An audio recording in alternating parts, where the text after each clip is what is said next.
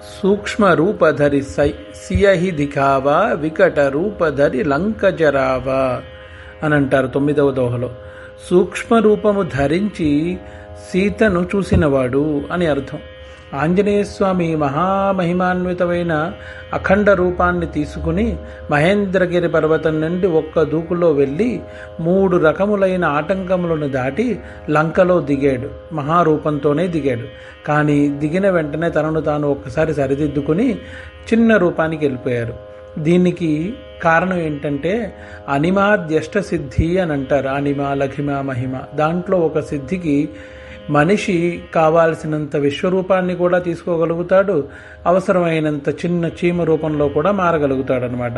రామాయణం సంబంధమైన సూక్ష్మ రూపంలో రామాయణాన్ని చెప్పి అంతవరకు జరిగిన దాన్ని చెప్పి సీతాదేవికి నేను రాముడు పంపిస్తే వచ్చాను అని చెప్పారు. అందుకని సూక్ష్మ రూపధరి సియహి దిఖావా. దిఖావా అంటే చూపించావు, నిన్ను నువ్వు చిన్న రూపంలో చూపించావు.